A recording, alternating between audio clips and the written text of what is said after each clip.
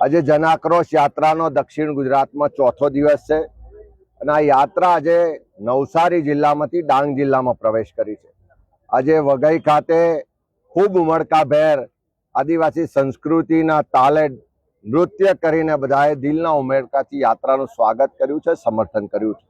અહીંયા લોકોએ આવીને જે પ્રશ્નો રજૂ કર્યા કે વર્ષોથી આ જળ જંગલ જમીનના સિંચન કર્યું છે, એનું રક્ષણ કર્યું છે, એનું પોષણ કર્યું છે, એવા આદિવાસી સમાજને આજે એની જળ જંગલને જમીનથી દૂર કરવાના પ્રયત્નો થઈ રહ્યા છે।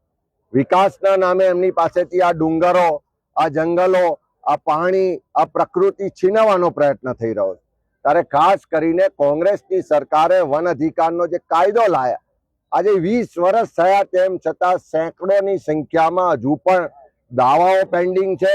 એ આદિવાસી સમાજને એના પટ્ટાઓની સનદો નથી આપતા, એનો આક્રોશ લોકોએ વ્યક્ત કર્યો છે। આ વિસ્તારમાં મનરેગામાં વ્યાપક પ્રમાણ ભ્રષ્ટાચાર થાય છે। ધારાસભ્યના નજીકના લોકો દ્વારા મનરેગામાં કામ કરાવવું હોય તો પહેલા એડવાન્સમાં કમિશન લેવામાં આવે છે એવી ફરિયાદો મળી।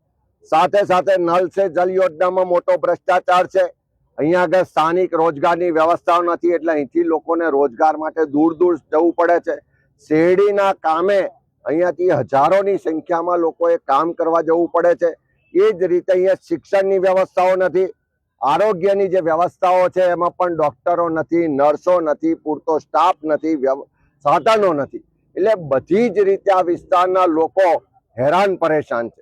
એક બાજુ એમની પ્રકૃતિ, એમની જે જમીન, એમના જંગલો છીનવી લેવાનો પ્રયત્ન થાય અને બીજી બાજુ એમને ઘરમાંથી દૂર કરી કોઈ પણ જાતની સુવિધા નહીં આપી અને પછાત ને મજૂરી કરતા જ રહે એવી શાસનની આ નીતિ છે, એની સામે લોકોમાં ખૂબ આક્રોશ છે।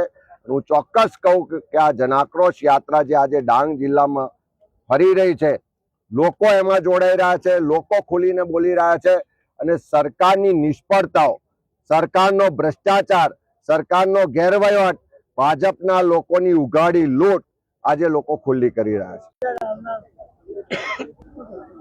સ્થાનિક સ્વરાજની ચૂંટણીઓ સમગ્ર ગુજરાતમાં યોજાવાની છે। તાલુકા, જિલ્લા પંચાયત, નગરપાલિકા અને કોર્પોરેશન। કોંગ્રેસ પાર્ટી તમામ સ્તરે આની તૈયારીમાં તમામ રીતે તૈયાર છે। અમારા કાર્યકરો, અમારા લોકોની વચ્ચે જઈ રહ્યા છે।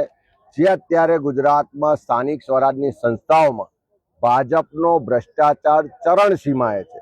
આખા ગુજરાતમાં કમિશન રાજ ચાલે છે।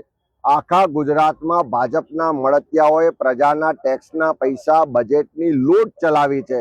ત્યારે લોકો આ ભ્રષ્ટાચારી શાસનને હટાવવા માટે કટિબદ્ધ છે અને હું માનું છું કે આવનારી સ્થાનિક સ્વરાજની ચૂંટણીઓમાં ચોક્કસ ગુજરાતની જનતા ભ્રષ્ટાચારીઓને સબક શીખવાડશે।